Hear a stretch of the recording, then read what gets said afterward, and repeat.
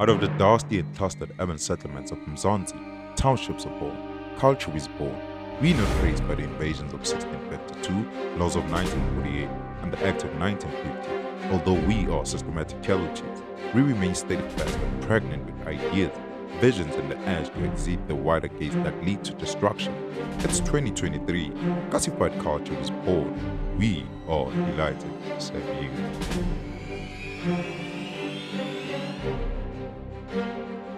Classified.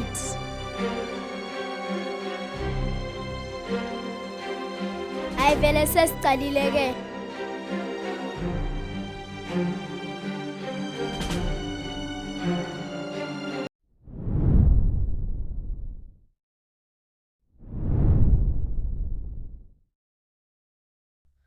Setšhaba sa Afrika Borwa, you guys are invited to an imbizo on YouTube. So apparently you guys have a lot of problems. You've got a lot of issues, right? So you want to talk about it. So there's a platform on YouTube. It's called Classified Culture Podcast. Apparently you guys have the solutions for it. So please join us for another jam-packed show. Yeah, what's up, beautiful people? Lovely to have you again. This is a fourth episode that we're shooting this week. I'm here with my co-host, Yep. My host. Why do I always love to say co-host? You I'm here think with I'm my your host. co-host, right? Yeah, Yeah. welcome back, beautiful people. It's Classified Culture Podcast. Once again, you know how we do it. We're rolling with the crew and everybody's here. We're Yeah. happy to be here. Once again, we're here to deliver Yeah. And another exciting topic. Sydney, the vision is here as well, guys. We've got Zepa in the background, who was fired after 2 weeks. Yeah. We also have Sai, and we are late today because of him. So apparently, like there's money from the US, guys, and then we don't want to be charged here for the money laundering. Nah, Because apparently, like only what do they call it? Mukuru. Mkuru. Mkuru, Africa Vele. Yes, I'm good. I think For someone who don't know, like next time I'm Mukuru again. I think it's online money transfer. Yeah. I'm not sure if it's only money, but I think it does for Africa. Yeah. Yeah, around Africa, and then you can transfer funds. Is there tax involved there? I'm not pretty sure. I've never used it. Right. Only tax it out, only something. Which should we be worried? Oh, but obviously you're not beneficiary, so we're not going to be worried. Yeah. Yeah. What's up? We need to look at our different townships, Debo, and then while we look at our different townships, Mpumalanga, that province, I don't know much of Mpumalanga's township, although I stayed there and I stayed Kophola. So I don't know. Big fish, wait. We've been absent for like, so I think we should address our viewers, in a nice way. Not that I'm saying you're not, my man. Yeah. You know how we do it, right? Mhm. Yeah. So I wanna ask you, obviously, how was your week? Leading to this week till the recording of today's episode. How was your week, my brother? I don't have much to write home about.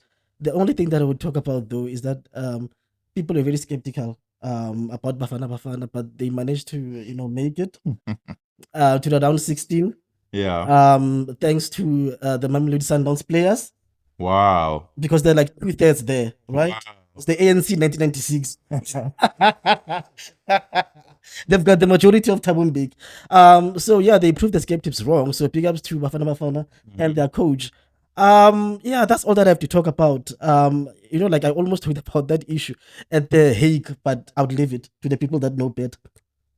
And how was your week leading up to this? I had a productive week, Yeah. a lot of changes happening, but of course, you know how we do it, man. We always, we're always up there, always working. So yeah, for me, it was a productive week all in all, Few challenges, I guess they happen, but yeah, all in all, I would love to say, yeah, I've had a exciting week, just productive, Yeah. Yeah. So, guys, as you know, our third episode is out, right? And to be quite honest, you know what, guys, this thing, I don't know what we're gonna do about it. Big fish. What thing? Explain, dude. Like This the thing people want to know. for views just going up and then suddenly decreasing. That's just. I don't know. I think we're just new to this thing of YouTube. Yeah, but you know, and I don't want to talk about, you know, gatekeepers yet. Perhaps let's give it like a bit of time. You know what I mean? yeah, but And then for but now, let's just give them the let's benefit of the doubt. You know what I mean? let's give shout Yeah. out to everybody who's keeps on supporting us. You know, Yeah. guys, we really appreciate it, and Yeah. you know, it would mean a lot if you continue doing this with us. And yeah, guys, welcome. We back once again. You know. So guys, the most important thing is for you to subscribe. Ne? Another most important thing is that you guys need to call your exes.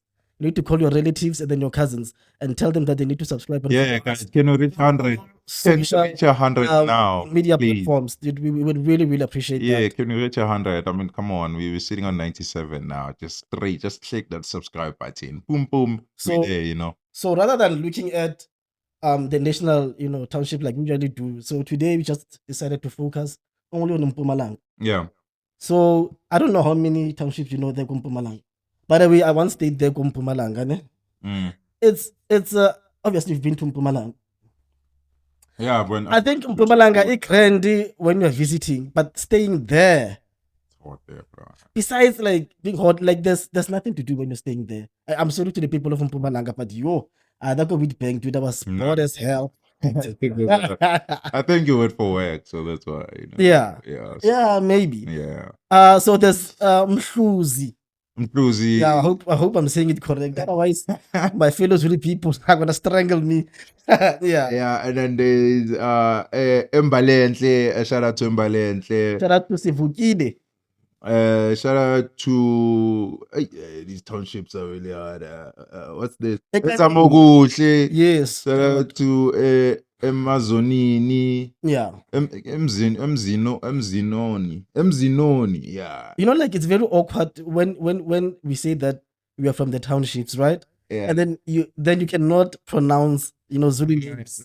I'm not Zulu, so But you are from Soweto, dude. Like this is the most multi-tribal, multilingual, multicultural. Okay, but reading it is quite a challenge. Yo, wabona khara asmal. Nalaleli phando. Kwazanele, kwathandeka, Nalaleli phando. kwazame kuhle. Shout out, guys, you know. Yeah. Mpumalanga, we see you. Next time I will do a different province. Yeah. So once again, the brother, I think our viewers are now like, you know, really eager to know today, you know, what hot topic we're cooking, you know. We really could, guys, and we're going to serve you, ne? So today the topic that we're going to discuss is a very contentious, you know, topic. Due to the fact that, you know, it has been widely spoken about. It's a very emotional topic for other people, and then some people might think that it's very controversial. But it's also a very important, you know, topic, right? So we want to talk about the debacle of housing in South Africa in the context of, you know, the housing feuds that we have, especially in our townships. Yeah, definitely, man. I mean, it's been going on, I mean, for years. I mean, Yeah. and especially now, I think it's probably the right time that we discuss it, and we know we let in our audience as well Yeah. to, you know, what we've come through and how far it has come. You know, it's really crazy, and Yeah. I think we And need to discuss this in a very proper manner. yeah. You know, not leaving out anything. Of course, we'll time constraints, but we'll cover as much as we can, I think. Well, we'll try our best, you know, but then we have to send out a note out there that we're not experts on the subject. True. But we'll try our best, you know, to ensure that we cover everything that we know. But obviously, there are people that know better. Please, you are welcome to join in the discussion, you know, and send us your 10,000's worth. Yeah. Not a 2 cents. Yeah, not the way you said. Yeah. You said So before we start giving the background and the history, Mhm. so there's this article, right, from the Daily Sun. yeah. It's a fairly, it's not old, man. I think it's 26. Well, it is old, 2016. Mhm. So there's this Gogo G, you know, Hilda, from Pier. It just has to be Pier. Yeah. I'm sorry, guys. She almost lost her house because of a relative, you know, and those pseudo agents, right? Because, you know, I think she went to, you know, a funeral somewhere called Orange Farm, and then when she came back, she was notified, you know, by the community, the neighbors, that, you know, her furniture, it's really Damn. so, you know, to cut the long story short, she managed to get assistance from the community, you know, to claim, you know, her house, you know, back. And there is a lot of those, syndicates, and they operate, using your relatives and sometimes even your neighbors. True. And they seem to be targeting, those households which are headed by children, or those that are, are headed by elderly people, the senior citizens. Very controversial. Yeah, man.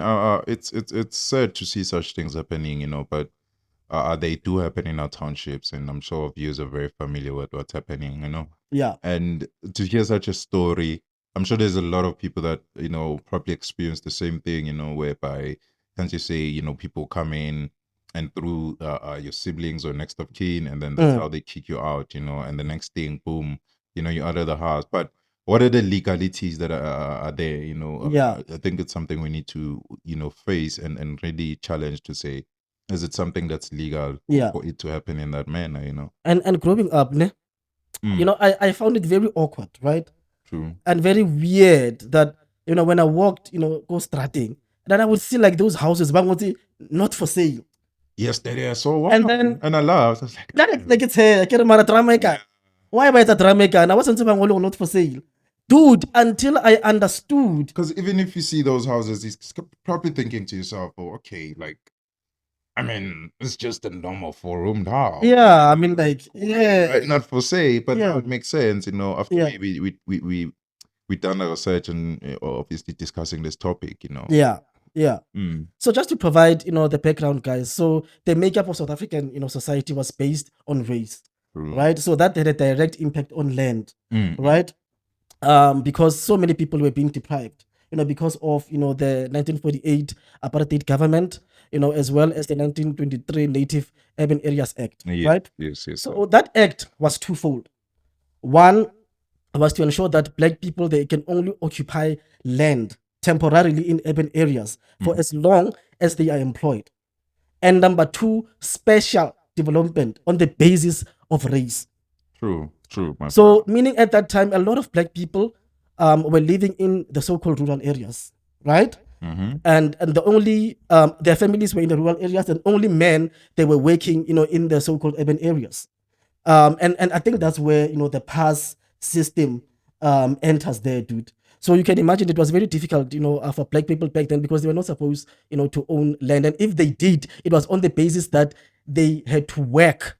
Yeah, it was based on a permit, like, it was crazy, but I mean, to think, these people found us here, historically speaking. So, and then now we have to share the land, and that land had to be divided in a way that the majority had to like receive, like, such a small proportion of land, and which was like, allocated, I think, at 7.5% of the land that was vast, in South Africa. And it really, I think, during those times, during those 19 to 1950s, roughly speaking, so Yeah. right, it was something that was crazy. I mean, hence the Land Act of 1913. 1913, yeah. Yeah, it was put in place during that time, Yeah. and hey, man, you know what? It was really difficult, and I failed to understand, how we got there. But Yeah. yeah, during the history, as we all know, that's how it happened. But Yeah.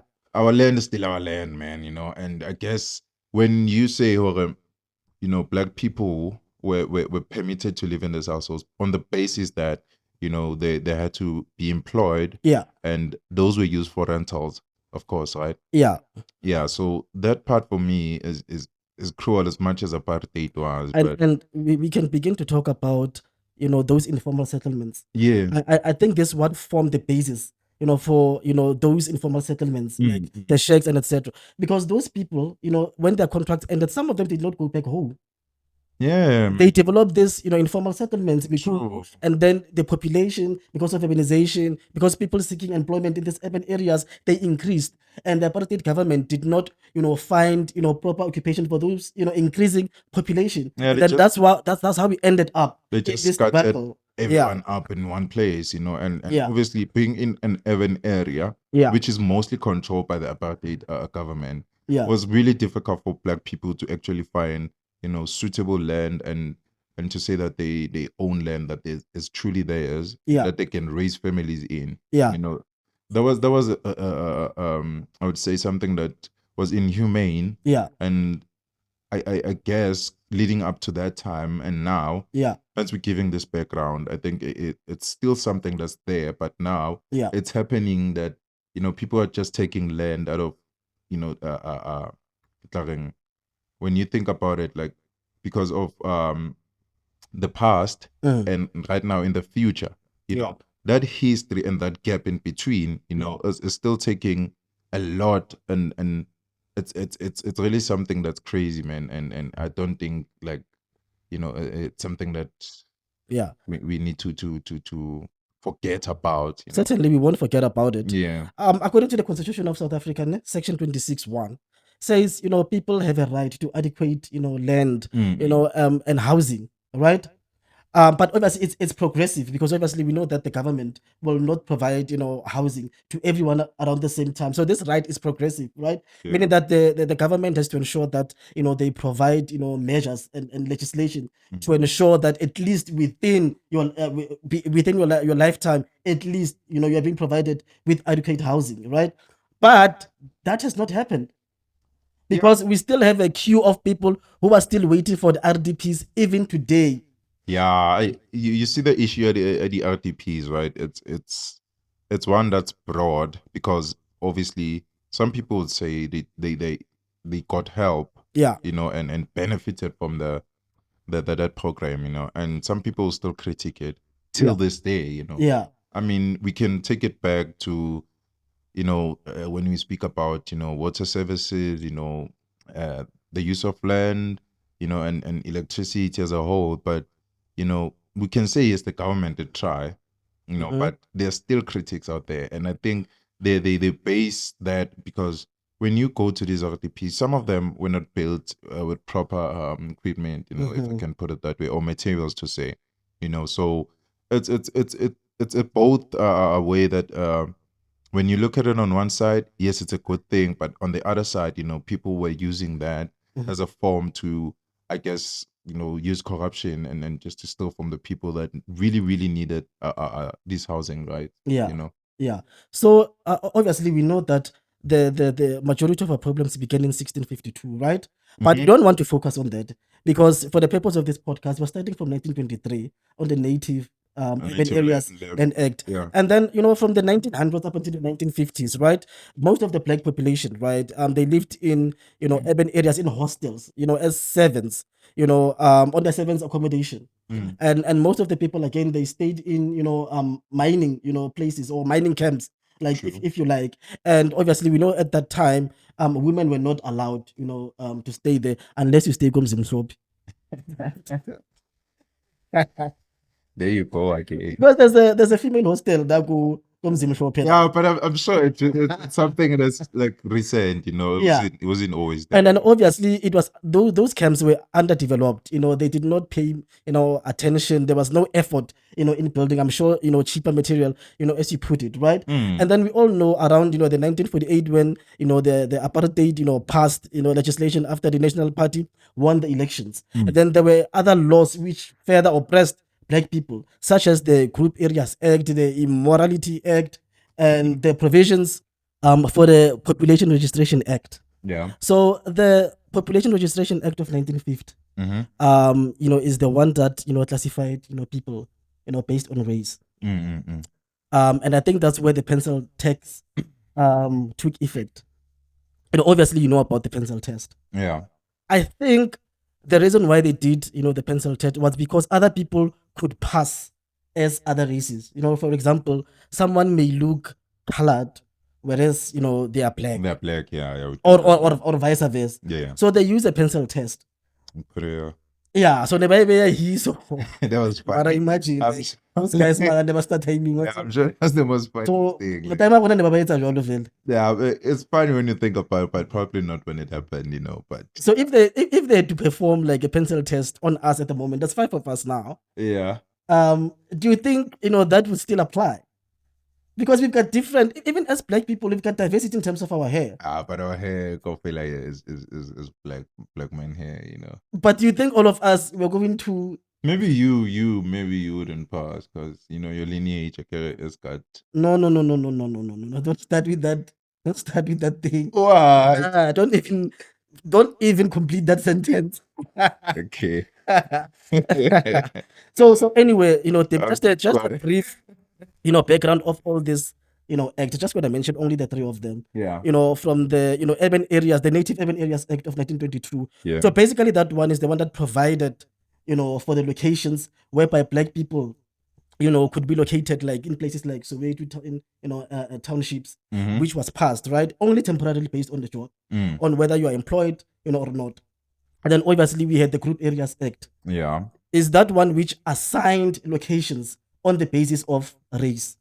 And then we had the one that classified, people according to race, which is the Population Registration Act. Mhm. So for many black people, housing, it remains a dream rather than a reality. Yeah, true. I mean, when you speak about, the segregation of like racial groups and stuff, there's also, the one where, the segregation whereby, tribes Mm. were put into different locations, not just only here in Gauteng, but across, I think, South Africa. Absolutely. That's why we have, I think, with certain townships, you can hear like, or can tell from, The language that they name, speak. the name of the place. Oh, yes, absolutely. Yeah, like you find places like Umdeni, Zondi, and then you have people places like Mapetla where you come from, and like places like Bonaledi. You can just tell, like, okay, the population there, Yeah. it's based on this certain tribe, To an extent whereby, dude, like, I remember like when I got to varsity, right? Yeah. And then, people, when they heard my name, like Sfiso Kunen, so everyone assumed that I speak Zulu, True. Like, right? And then until Kiba Arabaga sued, and they were like, dude, why we were sued? And I let them why we were sued, said DP so. I'm like, because kids are my page. yeah. You know what I mean? And people assume that because you come from Kosovo, you're going to speak all of these languages. Yes, we do understand most of the languages, but we also need to understand that, there was subdivisions on the basis of tribes, even to those townships like Bosowe to Alexander. I do remember yesterday when you went back to your roots and you're speaking Zulu with me. It was the most funniest conversation you had on the But whole. my Zulu dude, Yeah. not giving, right? No, it was funny though. Yeah. Yeah, it comes back to that, like, well, when people, you have a certain surname and Yeah. it's like, say yours, it's Zulu, and then Yeah. obviously where you grew up in a Sotho Yeah. dominated area because of the tribal groups, the segregation. Yeah, so it does make sense when people would assume that Yeah. like, yeah, you should be knowing Zulu, Yeah. but Yeah. yeah, I guess it goes for that. But to go on that, and I think with these places, especially, I'm gonna go straight up, go these forum houses, that we found mostly on the townships, Yeah. the ones they Tsakale, Yeah. But before you get there, yeah. Dave, there's something that I want to do now that we have wrapped up the background, right? Mm-hmm. I just want you to inform our viewers there about what really is the family house. I think a family house, when you look at the basis of it, it's historically speaking, Yeah. it's where black townships were, and then Absolutely. it was overwhelmingly, former rental properties, Yep. and as it is known today as family houses. But Yep. to go with the history on, it's where black people used to rent, like we touched on, for residential, in terms of permits that they had to come here, and to be Absolutely. dwellers in those houses. They had to have work. Yep. So they used to pay. Yes. To stay there. And they were like, I don't understand. Like when I was young, like moto oko promoting.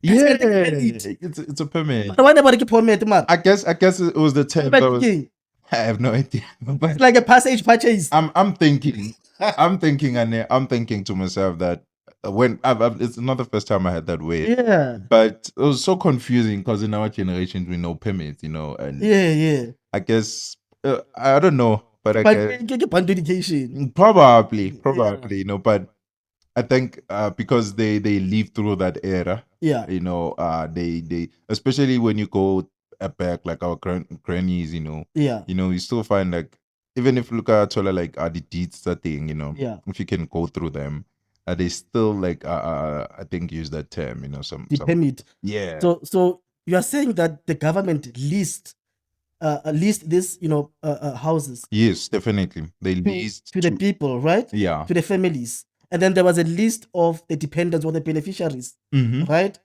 But how can you become a beneficiary when there's a lease agreement or when you are renting? I think because remember when I think things started to change, you know, historically. So Yeah. people had families, you know. I mean, people from rural areas, you know, when they came here, obviously they had families. They started having families and stuff like that. So Influx control. obviously, for that to happen, you know, now the rights started to change, you know, in terms of ownership of property, you know. Yeah. Because remember, it was something that was disposition of land Yeah. from those acts that you just mentioned, right? Yeah. And now things are starting to move in a better direction. But then still, you know, our grannies or grandfathers back then, you know, they had little knowledge about such things, you know. Yeah, so I think that's why it became the whaling thing, you know. Yeah. So there's this article. It's from a journal. Yeah. About what is a family house, dude. Can you please just take us through this and just tell us who wrote this, because we don't want to plagiarize people work here, dude. Oh, this was written by Maxim Bolt and Tunelo Mashe. Yeah. That's from South African Journal on Human Rights. What does it say? What is a family house? Okay, do you want me to read the whole thing? Read the whole thing. Okay, it says houses in historically black townships, overwhelmingly former rental properties, came to be known as family houses. Okay. This was partly because the residents strove to live in them according to rural kingships and then based the residents' norms. Okay. But it was also because apartheid law denied African people that right to own urban property, Okay. regulating residency through rental permits, listing all family members as occupants. Okay. End quote. And I think this it is taken from the customary law. I think that's why they mention kinship, because kinship has to do with your relative or your relationship with something that you share in common, with a person. And in this case, that will be your family member or a relative. Exactly. Right? And because a lot of people by that time, well, history tells us that they came from rural areas. Like black people never, occupied any urban areas. Well, it's a topic for another day. Yeah, but I think even now you can tell because what we just spoke about is the influx of the population in townships. It's black people, and then when you go to like these northern suburbs or southern suburbs, that's where you find like the other racial groups that because that is precisely because of what we're discussing now. Exactly. That's the Group Areas Act. Remember, it reserved those places only for white privileged people, and a lot of us black people by that time they were sent to places like Soweto, which was underdeveloped at that time, and it was far away from the places where by these people they work. So it is on the basis of that this remains a problem because of the legacy of apartheid, which continues up until today. Hence, we've got this topic of the housing feuds within our communities, and it doesn't seem like it's ending. It's not. It's become such a huge problem that you find cruelty and just families tearing each other apart. Over these houses, and it's something that I think needs to be intervened. Of course, in a lawful manner, and I think with such rights that have been brought up, by the housing acts that you're speaking about, I think they're trying to combat that.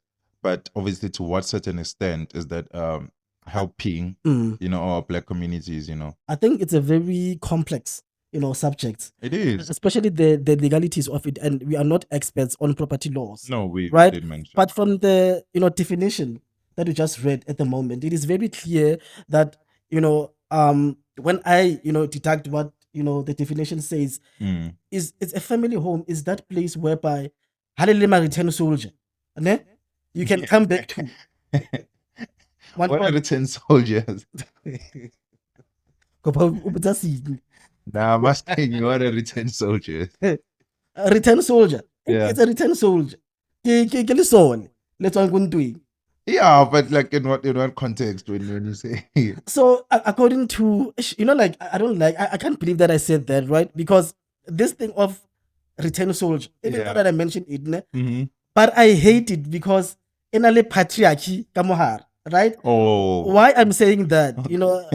it's because I'm side of nyalo, like, ne, Okay. then whether u divorce or whether ngadi, Oh. but kill return soldier, Okay. Now right? now I Mara, get it. Mara. Mara, I don't understand why don't they say the same thing about banna ba hlotsweng ke lenyalo. Because ke return soldier le bona. God damn it, that's funny, dog. Oh, One ton. damn. Okay. Why would they say return soldier? Dude, I found this thing here, dude. So he went to war. O hlotswe ke ntwa. No, those was a khona ubekezela. Ya o hlola ntwa. But there's a lot of factors that could lead And to that means you're lenyalo ke ntwa vele. So you're not your hlotse, so therefore return soldier. I don't know, you know that. Yeah, but I don't think it's the right term, because now it beya basadi on a very bad light. It's such a very major, yeah, that word, misogynistic thing. So I don't think it is very proper. Please just stop calling women Makateki soldier, guys. That's funny. If you do that, you are a bigot. Funny, but I didn't know. Yeah. So I do not understand why certain, relatives, certain, family members, right, would want, to sell, that, family house for their benefits. From this, we can clearly see that a lot of our land, was taken away from us. Even the rural land, you know what I mean? Where we used to have huge hectares of land whereby we could house our grandchildren and what. We don't have that anymore, right? And then didn't we say the building like Muso apartheid? Yeah. Number 2. Had I built up when? No. Right? And then we know the circumstances which led to those, houses. So when knowing very well, but there's still other family members, right? You've got the issue of unemployment, you've got the issue of land, right? You've got the issue of housing. To this day, there's still a lot of people that are still waiting for that queue as a feeling at RDP. So I wonder what would give one person a right. For their sole benefit, when there's so many beneficiaries, many dependents, who still want to stay there? I think, well, the basis of that is that people are malevolent, to begin with. They just through their own whatever that they're going through, and as families, right? We always feud with each other, right? And Yeah. it's normal. I mean, Yeah. every family does. But when people want to destroy you, Yeah. I feel like they feel like doing that is what they could do, because Yeah. I mean, there's a lot of TV programs that are actually highlighting this, Yeah. and when you see from there how people are cruel, to know when you say Vele, looking at issues of unemployment, clearly that's something that they should take into consideration. Yeah. But when people do that, for me, I feel like it's just to hurt another person. Yeah. Or to greed. Yeah. But then it's greed again. It could be because Yeah, some people are well off. Selfish guys. Some people are well off. It's Yeah. just to say, oh, About Baba. I'm well off in life, and I'm like, I don't agree with you, or I hate you for whatever reason that may be. But you might be, I want to see you suffer. but you might be greedy, you might be selfish. But guys, you don't own those houses, please. Because there's generations to come which are going to need that house. Because I imagine, because remember, we don't have those rural places anymore, right? Yeah. Because where would people practice their customs? Where would people go to, right? If Basotsuke Manoli, Basotsuke Msebits, where will people go to if these family houses are going to be sold? And I mean, And then we also admit that we've got an issue of housing. it could happen to anyone. It's life. Well, it could happen to anyone, but luckily these are very contentious. And what I love about this issue at the family houses, Yeah. is that most of the people that will come through for you, if any syndicate or any relative or any family member is trying to sell the family house, it is not necessarily police, it's not necessarily the law, it's the community. It's the community. Because most of the time, if they're going to take your house, your furniture, outside, the community will burn that house. Definitely. And they have. We've Yeah, seen that. they've seen that. Yeah. I've witnessed that myself. And, Yeah. I think it's just, this just comes to show you how much of, there's still, unity amongst our communities. Yeah. just as much as how much suffering we can endure. But you know, And then we're not promoting that houses need to be banned, guys. But it's something which is out there. It is something which is happening. If people have lost in court, then the community will rescue them, and that we have seen it in so many occasions. yeah, but it's sad to see, you know, Because if you ban a house, then everyone loses.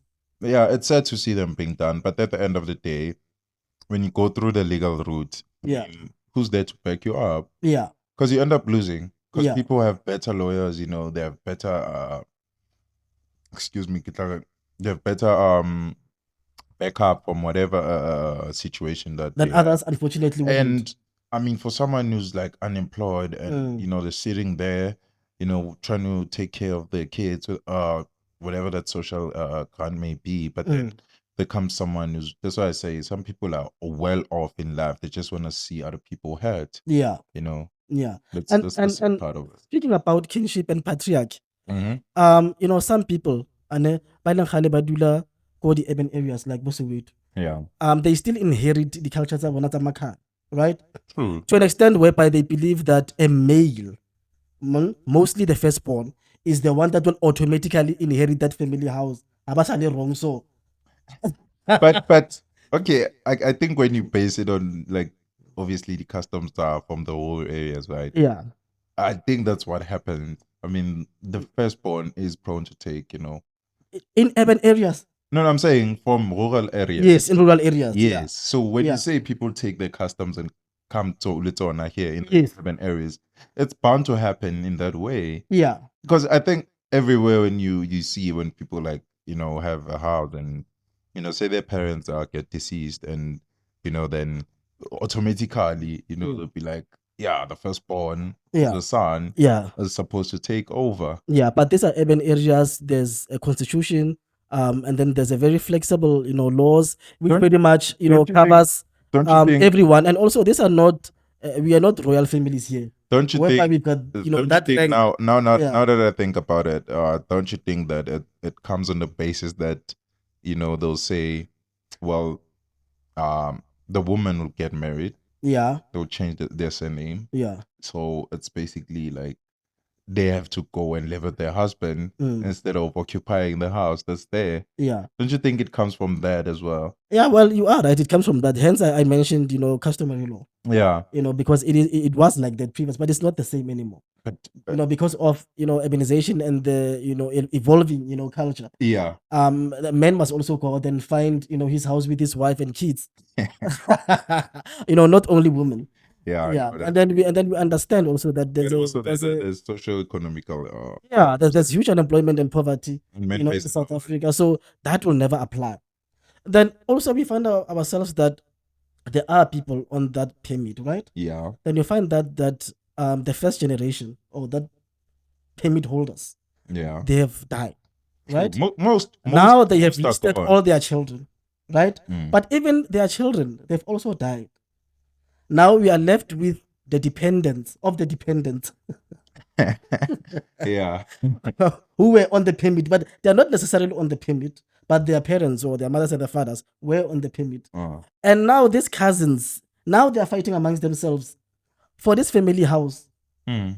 It's a build one, give us ready babon. Yeah. To an extent whereby it goes to court, mama ngo batla rekisa, it is, man. It's such a dispute that, you know, that's what I'm saying. People end up, being cruel to a point whereby, you know, they kill each other, man. And that's really sad to see as a black nation, you know. Yeah. Because it really just points out the way we, you know, we're so not in love with each other, especially when it comes to family. I mean, you wouldn't think a family member would do such a thing to another family member, but of course, then, you know, the extent to when people want something, then, you know, that's what they'll probably resort to, which is not right. I mean, at the end of the day, I mean, who are you to just, you know, take someone's life because of, you know, you want to occupy or want to sell a property that, you know, you don't even know the history of. And it's really ridiculous, man. So I think there was a profit around the late 1980s to the 1990s, right? A profit? Yeah, I think there was a profit because somehow I think the National Party knew that it was inevitable. Democracy was inevitable. Oh, right? okay. Because that's where they started to change, their property laws. Yeah, yeah. Right. And I just want to read, this article, which was written by Davis from the X Online, right? Okay. And then it says that in 1991, the apartheid government admitted its greatest violation of human rights, denying Black South Africans ownership of land. Mm. How did it do this? It passed the Upgrading of Land Tenure Rights Act, short for ULTRA, right? ULTRA's objective was to upgrade lesser forms of tenure in townships to full ownership and to incorporate the registration of these upgraded rights in the formal deeds registry system, right? Mm-hmm. So this was basically, those people that were on, the permits. Now they want to give them like ownership, Yeah. of that properties that they own, right? Mm-hmm. But now there was a problem with ULTRA. There was like administration, dude. It was a disaster. You know what I mean? Sure, yeah. Yeah, and then they identified, 5 million people, right? But they couldn't get through, everyone. And another thing, people were also not aware of this ULTRA. Yes, that's Because why would I you think- expect the government to care? I think the what can I say? The access to information Yes. was very limited. Yeah. And of course, I think based on, historically, Black people were denied education and stuff like that. So access to that also was also a problem, Yeah. So I think what you're saying, Vele, based on that, they should have put out a role. I mean, 5 people, and probably how many got that? Very, very, very few people. Very few, right? Yeah. Because even today, I mean, some people don't even know what ultra is. And some people might argue that ULTRA is what formed the basis, right? Mm-hmm. Currently for the housing feuds. And here's why. As we read further on this article, it says, mass transfer to private property became a priority in the 1990s, right? Individual owners were registered after coming forward based on native affairs permits for cohabiting families. This process was made especially difficult by the intricacy of residence patterns, poorly captured by crumbling bureaucrats. Okay? Then, listen to this. It says, disputing parties today report fraud on the part of relatives who secretly acquired title. Wow. Other families chose custodians to present them, unaware that the latter would come home with exclusive individual titles. Damn, bro. That's And to this day, this has not been resolved yet. it's not. It's not. I think housing also needs to look further into this. I mean, if certain measures are not put in place, then this is going to continue going. I remember growing up, dude, I used to hear those stories whereby people lost their houses and they complained about a certain relative who Yeah, went behind everyone's back, exactly right? my point. And got like a permit, right? And then you wonder, dude, if someone dies, what I mean, the person who was responsible, and then there's this relative now, like who has proof that he owns that property, And I think and the proof is legal. it's so dangerous because when you say when there was someone elected Yeah, and then they went through everyone's bag, they went through the process, the legal process. you see, And and then- not letting the initial owners or whoever that was are supposed to be the dependents, right? Yes, And not letting them know about this process. they registered themselves, Imagine. and then now they are in possession of the title deeds. Mm. So families, so there's this thing that we don't speak about much, within our Black, families, Yeah. right? Maybe it's because it's an emotional subject. People, they are avoiding chaos, and fights. But we should touch it though. You know what I mean?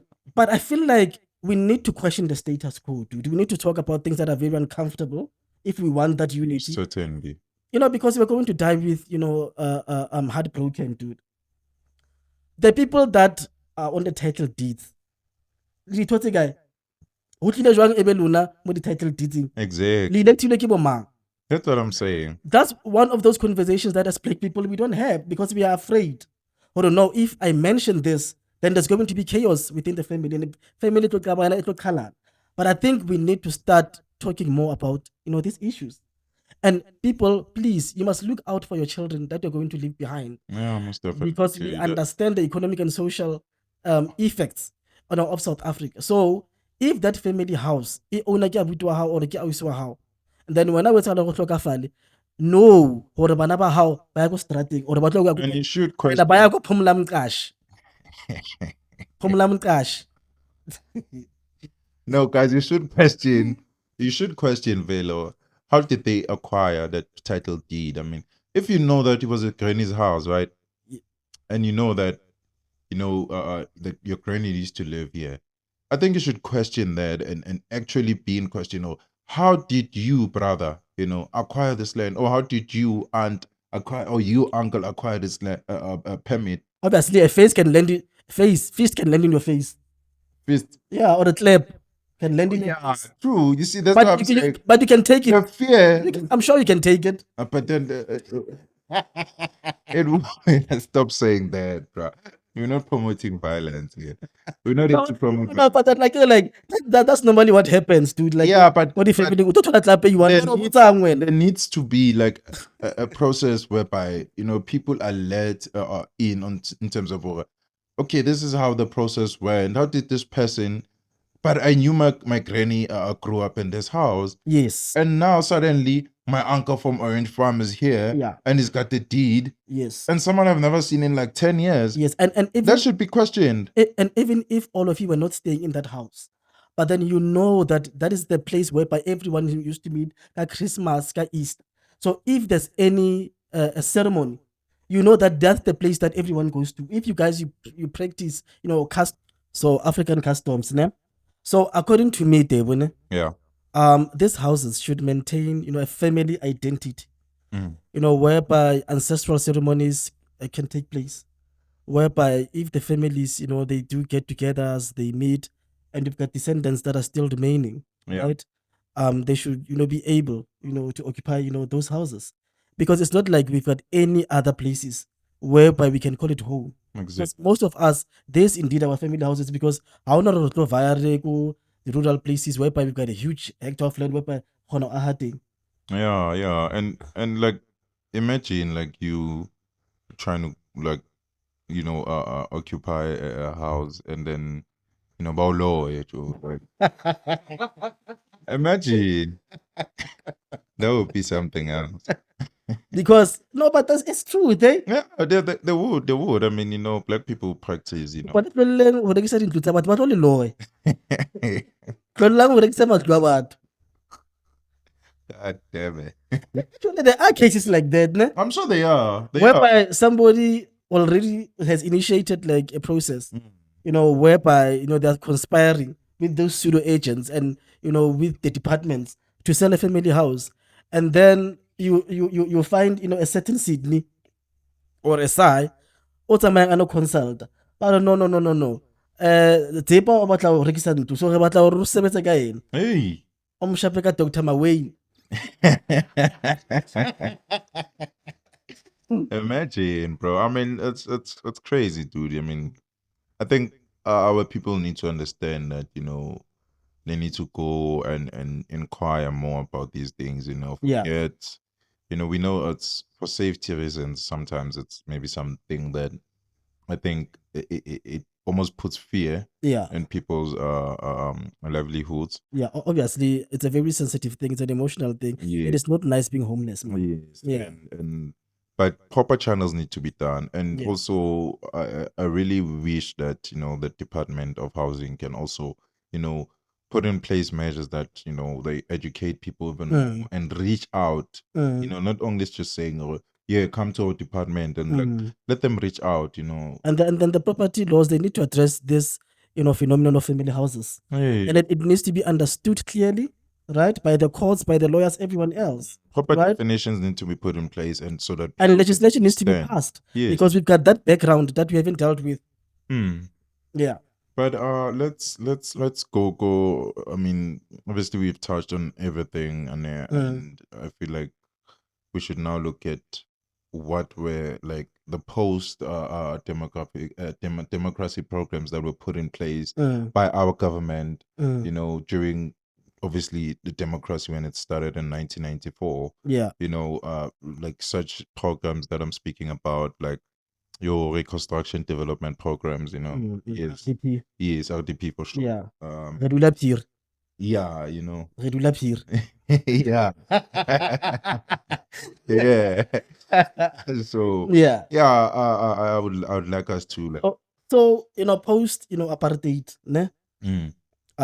Most of the, issues that we talked about, including legislation, was apartheid legislation. Mm. And then we all know that in 1994, after, people, returned from Yeah. exile, as per the call by Mandela, Mm-hmm. and all, the politicians that were arrested, they were freed. We held our first elections in 1994 in April, if I'm not mistaken. Yeah, it was Right? in 94. And then laws were, revised. Mm. But I don't think they were revised much to the benefit of the people.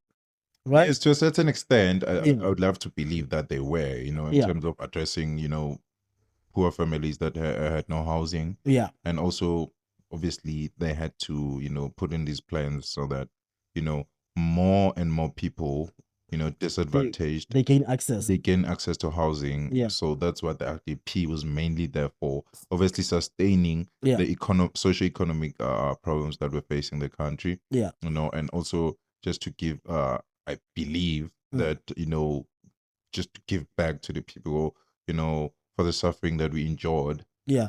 Yeah. I don't think that enough was done, but before we get to that, right, Mhm. there was different strategic, economic plans, Yeah. right, that were introduced by the government from 94 to date, Mhm. right? And then now we're speaking about RDP. The RDP were the first ones. And then Yes. we know that, there were over 2 million, according to the ANC, over 2 million houses were built. Mm. You know what I mean? We call them RDPs, right? But I want us to be honest there, when Yes, sir.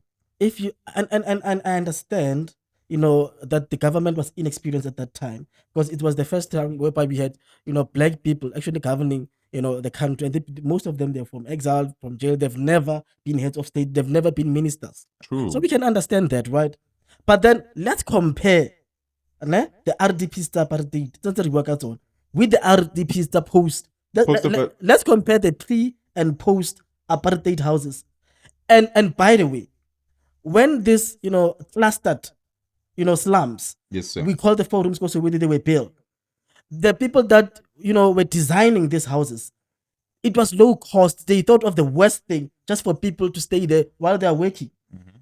And imagine if they thought that of those houses, and then when we're trying, right, to reverse that, we build people these RDPs. Was a still low quality and materials that are still being used. Yeah, it's something that it's ridiculous, man. When you say it like that, especially for a black government doing this for black people. It's a matter of beggars cannot be choosers. Yeah, bro. And also, guys, if you're going to build RDPs for people, because there's barely space there to park a car. Besides space, but I mean, that's why I say when you look at the materials that were used, I mean, it's ridiculous because some of them they fall off. Let's talk about sanitation. Sanitation is even worse, bruh. Sanitation is even worse. When you talk about when you say the land, like those spaces are too small. Yeah. Basically to start off with, and they don't even build proper infrastructure. Yeah. Tar roads. Some of them don't even have electricity. Yep. So it takes years. It takes years for them to get electricity. Running water. You know what I mean? True. And also there's also corruption that goes with that. Yeah. Because the people who are actually well off and still will apply, they beat the system so that they can rent out these houses. Oh my goodness. Or sell them. Yeah. At a higher price, I guess. Maybe I don't know how much RDP is run for right now when you sell them. And if you all agree that we've got the issue of unemployment and poverty, right, then we have to think about where we build these RDP houses, because they are far away from towns.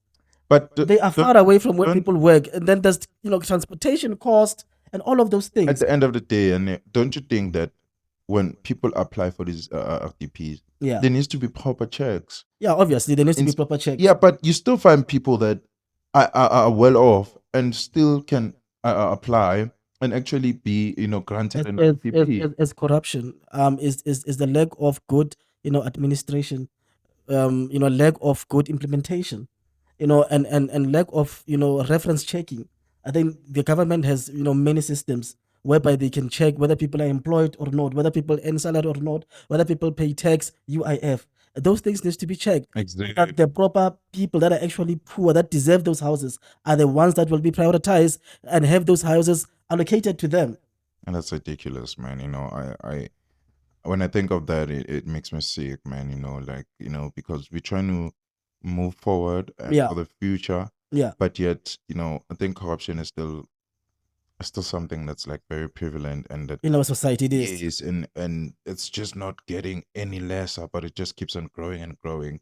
And this culture, honestly, Mm. it's bringing this country down. It's No, it slowing is. things down. Absolutely. That's why we'll have other races still saying that we don't think for ourselves and we don't want to work and all of that. But at the end of the day, we also as the people are trying to bring ourselves down. Yeah.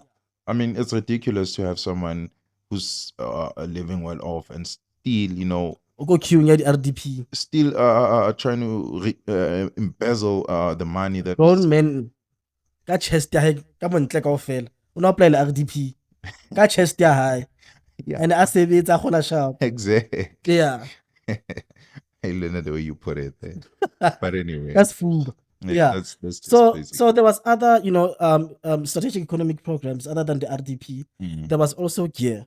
Yeah. It's the growth, employment, and redistribution. Right. I think that was Thabo Mbeki was at the helm of the country at that time, which further built, the RDP houses, right? And it was focused on, economic development, Yeah, of the country, right? And there was also ASGISA. as you say, Yeah, right. And now there's NDP. But I think, ASGISA, NDP and the subsequent, economic plans, they're more focused on, equality. They also talk about, unemployment as well as poverty. And then the NDP, I think they've got a target of 2030. They believe that by 2030 there will not be poverty, unemployment, go South Africa, right? man, that's But ridiculous. before we talk about the 2030, right, which may not seem even far fetched, right? Perhaps Botemba will still be there. Perhaps even But it's ridiculous, still be bruh. there. I mean, it's 6 years to 2030 right now. Yeah, so they would think about it like this, ne? So when the constitution, gives effect to the rights, Yeah. section 26, Mhm. right, of people being allocated adequate, housing, it comes from this right, dignity, right? True. What do you say about the nature of these RDPs? Are they, are they giving dignity to the people? In a way, Are they dignified? in a way, Are they habit like can people actually be able to live there, for a longer period of time? And well, given the unemployment and then the poor, I think people that are out there, which is a majority. I mean, most of them right now, or probably say from 2000s going forward, people that lived in shacks, in informal settlements. So in a way, when you have a house, it's much better, yeah, right, than being homeless. than living in an informal settlement, because at least now, I mean, not all of them, would say they don't have like proper sanitation, or they've not like probably upgraded from what they initially were, Yeah. right? So it's both ways for me. Yeah, It does, give like benefit to the people, yeah, but to a certain extent, some people are not getting that as well. yeah. So do you think that there's dignity There is dignity. in a sense that at least you've got a roof over? You have a roof over your house. Yeah. You can get a mail. Let's say if that time when we're still using, I'm not sure now if, Yeah. if people still use mail. Yeah, And in a sense that we do now have you'd say an address. Yeah. A residential address that you can put whatever things that you do. but not all of them, dude. Like I've seen there's other RDP houses whereby the government, they have outdone themselves. Not all of them. Yeah. But then the majority of them, dude, are not in good condition, to be quite honest. Definitely. But then on Alzheimer's building, like I think go KwaZulu Natal, some KwaZulu Natal, I've once, passed there, go Free State. I mean, like go Jersey. How are high? Those are actually decent. Yeah, places like houses. Bulifering, it's actually quite good. Yeah. Proper house. So the government, big up to the governments for that. Yeah, they You do cannot also, criticize them all the time. Where they do good, we need to commend them. they do have also indoor bathrooms as well.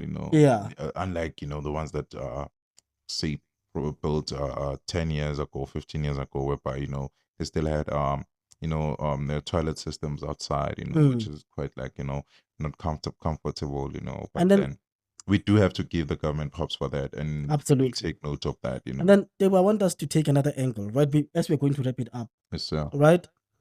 Dude, there's another angle that we haven't spoken about. Many people are complaining, right? I don't know if this is factual or not because we haven't done enough research about it, right? Apparently, most of these RDP houses, they've got foreigners there. Ooh. How true is that? It's very true, Big Fish. It's very true. I think when we base that on corruption, Yeah, that's how they acquire it. yeah. Because I definitely doubt that a foreigner would go and apply for an RDP and actually get grant permission like that. It's through channels that are improper that make that to happen. But majority South Africans, right? Majority it is South Yeah, but then Africans, you've got granted. some We do have isolated foreigners. incidents And whereby it's foreigners who own those RDP. exactly my houses. point, you know, Yeah. which like should be occupied by a proper South African, you know. But through that corruption and all of that, you know, people have prices and I guess they pay that and it's quite It quite demeaning it can to be a point. it can be corruption, but also we also need to be honest, especially in the Southern African region, Yes, that yeah. we do have relatives from other countries. Definitely. But I think We've got relatives from if Lesotho, if you look at Swaziland, Botswana, Namibia, Zimbabwe. but if you look at Yeah. the objectives of the RDP houses, right? Yeah.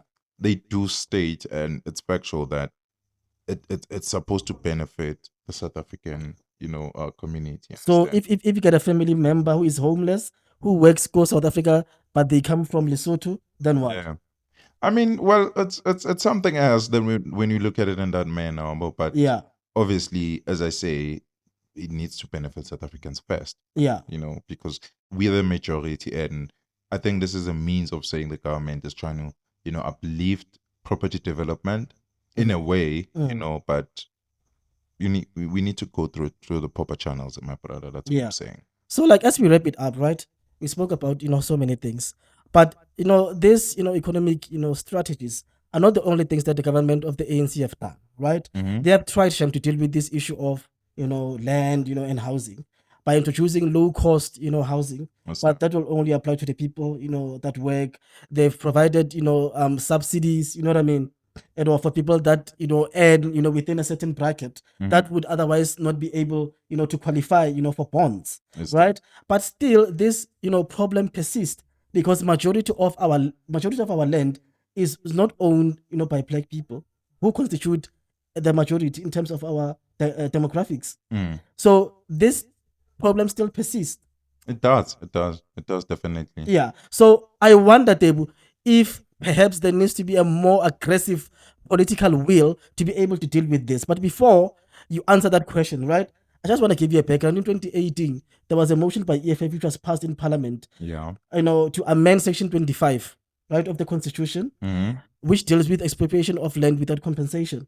Yeah, I do remember that. I do Yeah. remember it was a very, very, I think, a broad topic that brought everyone's, Attention. Yes. Yeah. So, yeah, I think obviously for that to happen, there needed to be proper channels that were followed.